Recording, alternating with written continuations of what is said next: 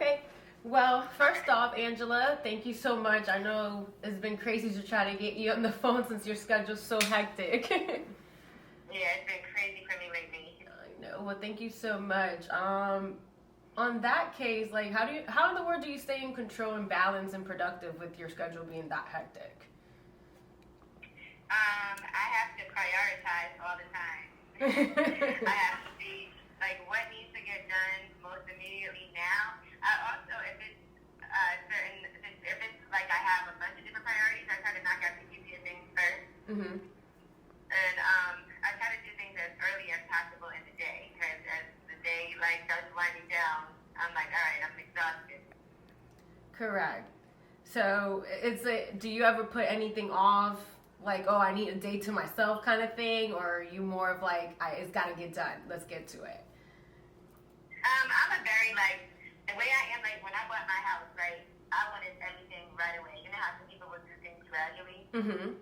I was like, no, I wanted all the furniture that I wanted, so that when I moved in, everything was here. I wanted my backyard done. Like, I would try to do everything all at once right away. Yeah. And I stack my day. Like, sometimes I'll be like, okay, I have a meeting at 7 o'clock. I might as well try to knock everything out today. Do a meeting at 2, one at 4, one at 6, and then one at 6.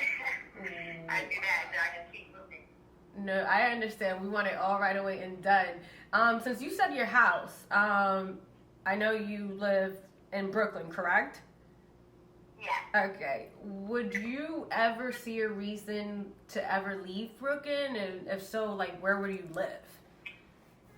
So I think about that because I don't really want to leave Brooklyn. Okay. But again, you never know. If there's an opportunity somewhere else for whatever, and I feel like it's a great opportunity, you know, I can see doing that. But I feel like I'll always have a place here. Mm-hmm. So I have a 2-family brownstone here, and I just bought a condo in Williamsburg also that I'm renting out. Oh, nice. And so I look at it like if I ever have to leave, I always still have a condo here. And you know what I mean? So I just know that I always have a home in Brooklyn no matter what. You know, home is where the heart is. You also have your juice bar, you know, that's, you know, staple in your city. Do you plan on opening any more locations or? I feel like I would love to be able to franchise it so that it wouldn't be as hands-on of me, like having to deal with the juice bar. I was in there yesterday, and it was just all kinds of, I think when I'm there a lot, it's just a lot of issues that go on with personalities, and, you know, this person is not getting along with this person. Oh, okay. Yeah, it turns into a lot of, you know, just that, and it is hard for me because I do have a lot of other priorities too, but I try to make sure that I'm clean and that I'm there, you know, whenever I can be, and I can't imagine, like, opening a juice bar and not being there and not being seen. So, with that being said, I think in order to do it, it would have to be like with a partner where I just really invest. Have you thought about anyone like specific to be a partner with, or? I mean, I think I wouldn't mind opening one in Detroit because I have a house there, and I think you have to look at places that you feel like would benefit from it. And I feel like, you know, in Brooklyn, here in Bed-Stuy, they've definitely benefited from having a juice bar here. So I could see me doing it, something like that there, because I also have a house there. I'm there a lot, and I think it would be beneficial for people in the community. Oh, wow. You're in many places at one time. That's what it sounds like. So do you have like a favorite item on the menu at the juice bar? I always like the G5. That's like my favorite. They call it the E5 now because I drink it so much. But it's kale, spinach, bananas, and green apple, and then I always add ginger to it. Ooh, ginger. I'm gonna have to try that one. Yes. So besides all that you have going on, like, what's next for you? What else do you have upcoming up? So right now I am going on tour for my Lip Service podcast. Yes. So we did the first 2 dates already, Philly and then New York, and then this weekend we're in Charlotte, Yes. and then we're in Silver Spring. Yep, Sunday and then Monday, and then we come back from, I leave from Silver Spring, come back home for 1 day, and then I leave again, and I go to Atlanta on Wednesday, and we go to Atlanta Wednesday,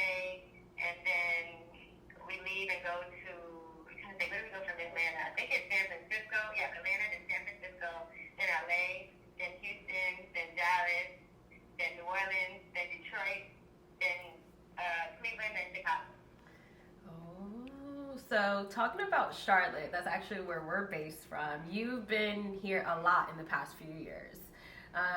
This is where we met you, and the baby has brought also so much motivation to our city since he's from Charlotte. There's truly like a new energy and wave going on, thankfully, since that, because he's opened that platform for a lot of Charlotte artists. What are your thoughts and advice for artists coming from Charlotte wanting to have that type of breakout year? I think with the baby, I remember when I met him a long time ago, too, he was doing an event with the radio station, and I think everybody got to realize that it has to be a build-up, right? Because it wasn't like a past event or anything like that, and so, sometimes I think people get discouraged early on when they feel like, okay, but I remember coming, and the program director was like, he is the biggest artist in our city, he's really hot right now, and so I think everybody was really proud and happy about that. And I think it is important to understand that there's steps, right? And it's not an overnight success. Other people might have seen him and be like, damn, he just blew up out of nowhere, but they don't know it was like 5 years of him doing shows that weren't going to be as lit as they are now. So it's just important to really work on your show, because a lot of artists work in the studio, but they don't think about what is it like when I perform. And that's so important, because that could make people be your fans that had no idea who you were before. So you have to be ready to jump on stage and perform. And so while you're, going to the studio and making songs and networking and all of that and on social media, make sure you work on your presence. Correct. So to have a good presence, that's really good. That's really good. Because a lot of us feel like, it's hard to break out of Charlotte or just, the Carolinas in general, because not a lot of people know about us. Like, what do you see that's like kind of holding us back in like Carolina? I don't look at it. I feel like this. A lot of people come to the Carolinas all the time, right? And so I think you guys do have a lot of talent, and I feel like the baby is helping as far as making people realize all the talent that's there. Like, we have Black Jack on the show when we come out there, and my guy Louis D, DJ Louis D, he's on there. He's on the show also. Senator Vegas is on the show. But I think what it is somebody like, the baby saying, okay, let me, take these other artists that I think are dope and put them on that platform now that I have it. I also think traveling and being at events is so important, and really just putting yourself out there. Sometimes people have to leave where they're from in order to blow up, and it don't even matter. Like, even in New York, I feel like for Nicki Minaj, she felt like she had to leave here. Or French Montana, they'll tell you, like, I blew up when I left New York. So I think, just like you might ask me, would you leave Brooklyn because you live somewhere else? Other people might have to go and say, I'm going to go spend 3 months in Atlanta and work with people there. Or I'm going to go, spend a couple months in New York and see what I can get to happen. You have to invest in yourself.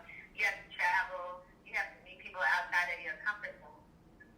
Correct. Just so you can, get a little bit more familiarized with that. I gotta let you know, like, we love listening to you every morning on the Breakfast Club. So thank you for being a voice for us females. You seem to be the reason of between two men, Charlamagne and DJ Envy. When do you feel the need to step in as that voice? And like, how do you deal with situations where you feel things are getting out of hand during an interview, and especially you being the only female? Yeah, it's difficult because I feel like a lot of times, like, what I say gets shut down and people aren't supportive of me, and I might have a whole different opinion on things, and it happens all the time. Like, the other day we did this Forrest Whitaker interview, and I was, like, horrified at some of the things that were being said in it, and I'm like, okay, let's move on. Like, dude, that's enough. And I was like, I think that was inappropriate, but, other people might disagree with me, and we just have different levels of what we think is appropriate and what isn't. And there's certain things I think that I have, as far as knowing who I am, I'm always really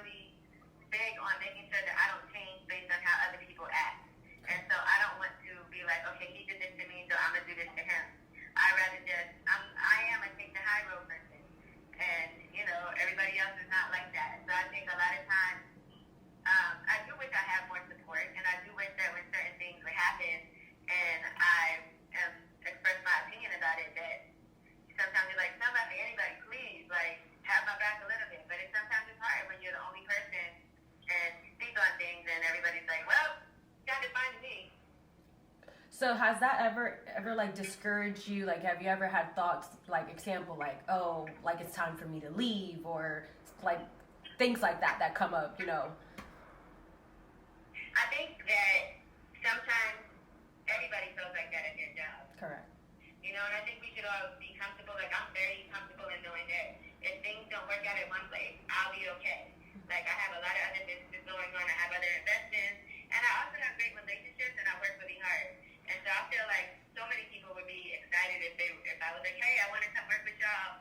I can't imagine, like, people who know me being like, no, we'll pass right now. So I think that there's just a lot of opportunity when you know that you are on it like that. So I feel confident in that, but I also feel like sometimes people want to push you to the point where you want to leave, and you have to sometimes just be like, you know what, I'm not going to allow that person to make that happen. No, that's very true. So, you know, just speaking on positivity and negativity, there's recently been some negativity surrounding you and a particular artist. Your coworker DJ Envy believes heavily on loyalty and team based off his recently comments on the situation. So the people are curious on your thoughts about the ongoing situation with Gucci. So what I think about that is a couple of different things, you know, and it's funny you say that because I was looking at, I have all these old tapes and all this old stuff from like interviews I've done. Mm-hmm. So I have everything. And so sometimes people might hear a clip, like I look at this clip of Pink that's been circulating, right? And people hear like a little snippet of something, and they're like, oh my God, you know, whatever. And it's like, no, dude, you gotta put things in context and hear the whole thing. You know what I mean? And then you can't judge an hour-long interview off of 1 minute. Mm-hmm.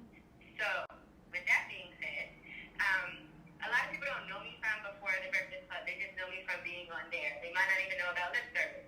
You know, they might not know I had a morning show called The Morning After on Sirius. And that's fine because I think it wasn't like I was, you know, super popular back then. I got to where I am because of all the great interviews, you know, and things that happened when I was at Sirius. But that platform wasn't as big as the platform we have now. And I was a lot newer back then. And a lot of the stuff that we did on that show, it was called The Morning After. You know, a lot of it was like sex-related questions with men and with women. Mm-hmm. And so I listened actually to the full interview, because I have it. And we're playing a game called Freaky Girl, and we're talking about the song. And there were a lot of things that were said that I feel like if people would hear the whole interview, they'll be like, oh, well, now I get it. But, you know, people don't have the attention span for that.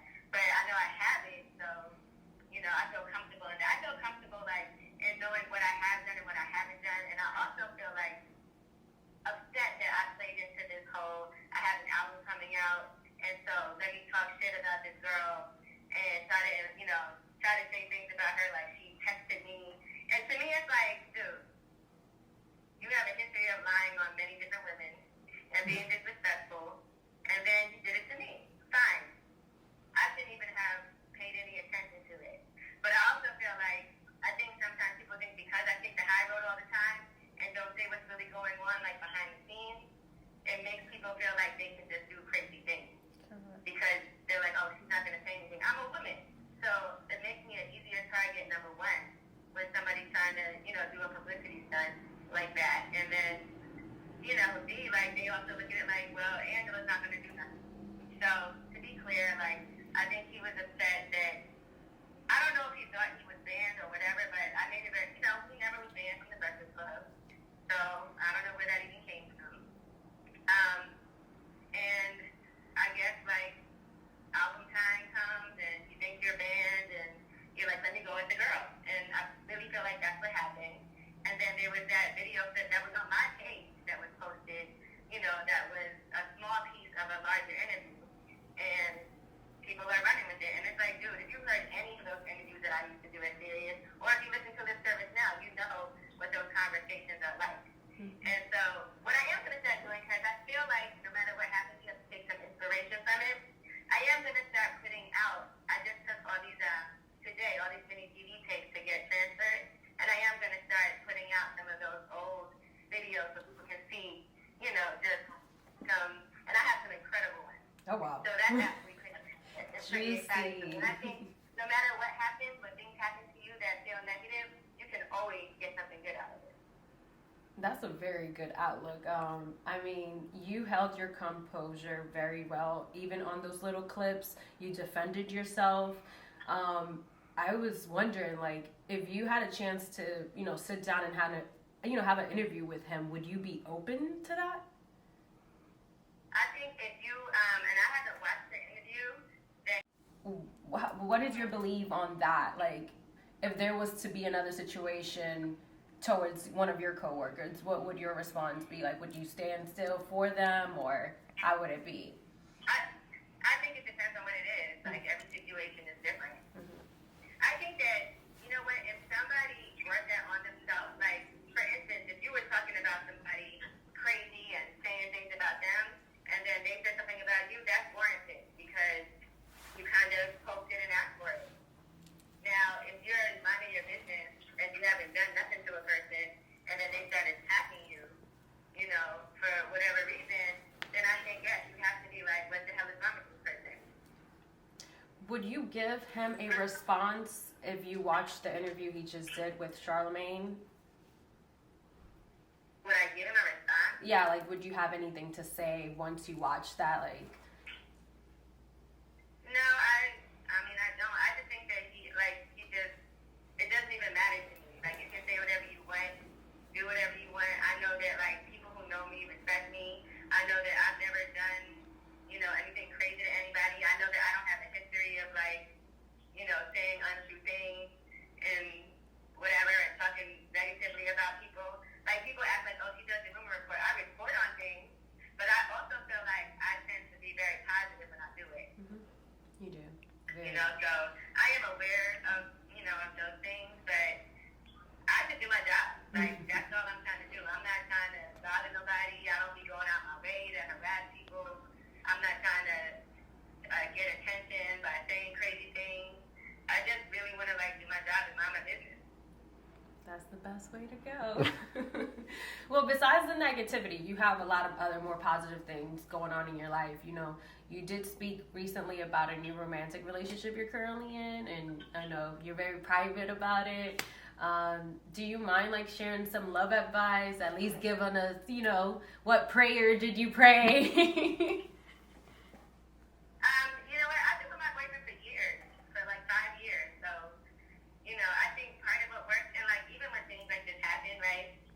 Part of the reason why I'm glad that I'm not always posting him, because people will harass him because of me. Oh wow. And I think that's not fair. You know what I mean? But I will say this, he always has my back, and he knows me really well. So when this happened, he's like, dude is a weirdo. What is wrong with him? That's whack. He's whack. He even never have no question for me, nothing. He just knows.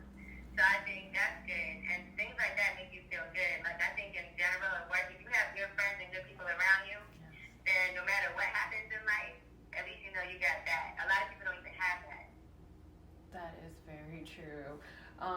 With him, or just in general with your love life, what would be your top 3 do's and don'ts when it comes to dating? Top 3, I think number 1 is to have a good time. Have a good sense of humor, have fun, do fun things together, be goofy, be yourself. I think for me, I'm a really fun, goofy person, and so we're able to really get along in that way. And then I think certain things me and him, we'd rather chill out and not do nothing than go out and have a whole night out. You know what I mean? We really enjoy just I don't have a lot of time to really just be in the house chilling and relaxing. So I think we enjoy just being able to just chill, relax, not have to go anywhere, not have to do anything. So it's so important to make sure that you make time for each other. Because sometimes even myself, I know I'm so busy. We're going on tour for 2.5 weeks. And I'm okay, when I'm done, we got to do something. You know what I mean? Because I understand, I put myself in his situation at times, and I also thank him all the time, too. Just randomly, not for anything in particular. I'll be you know what, I just want to thank you so much, just for being so good to me and treating me so well. And just little cute things. I think sometimes it's the really small things that matter a lot more. Would you consider yourself really romantic in a relationship, or more of like? He's really not that romantic. I wouldn't say he's not really that romantic. Oh. Which is fine though. Like I think that when he does things, it's funny to me because I'll be like, he's not even like that, and so he'll do it sometimes, but he's not like a super romantic person. Do you guys have different backgrounds? Yeah, I don't think it bothers me though. Yeah, I mean he's not from here, so we definitely do. But I think we're a lot alike in many ways. Just like as far as our sense of humor, I don't think most people have a background like mine anyway. Yes, that is true. So your dad is Chinese and your mom is from the West Indies, correct? Yeah. So with that situation, I feel like people really don't speak much about like those who are like mixed race and caught in the middle of what seems to be like a country divided. Like, what are your thoughts from that experience of just coming from two different backgrounds? I just think that me coming from two different backgrounds has made me a lot more aware of different prejudices and racial tensions and things that happen. Like, I grew up in Southwood, it's an all-black neighborhood. I was the only person, like my dad was the only Chinese person on the block. It's a very West Indian neighborhood. That's where I grew up. So I always identified with that part of me more than anything else because that's what everybody around me was like. But then my mom's the only child, so it was on my dad's side of the family, the Asian side, where I got a chance to really like, we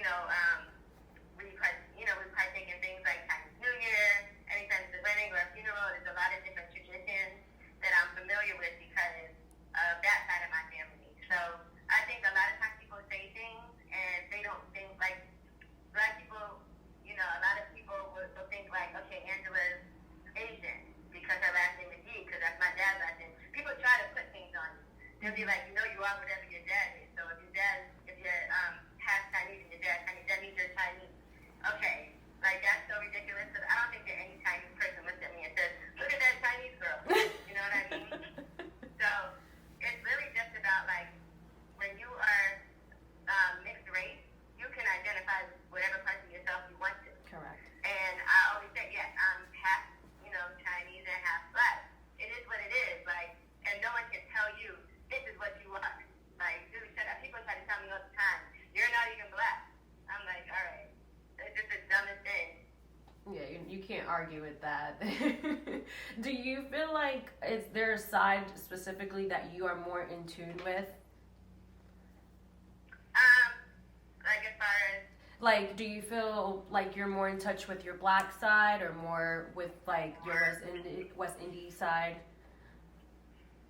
I mean, definitely my black side. Definitely, listen, I eat Caribbean food every day.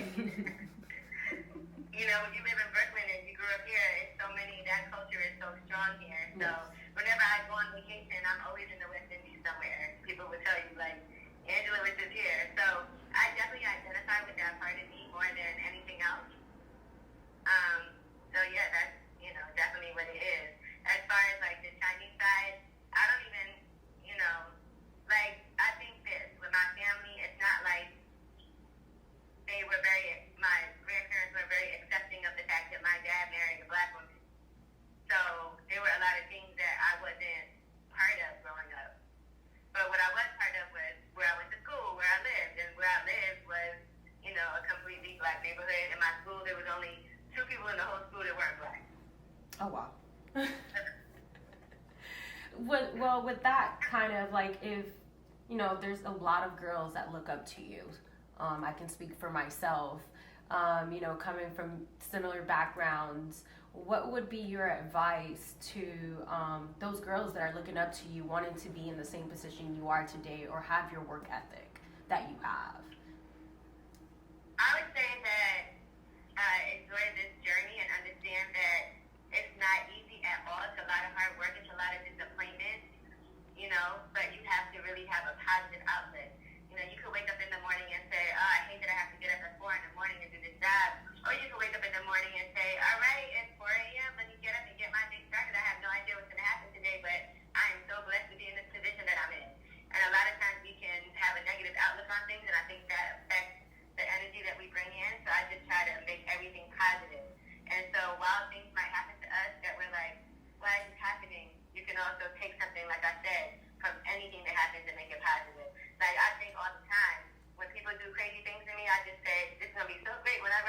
And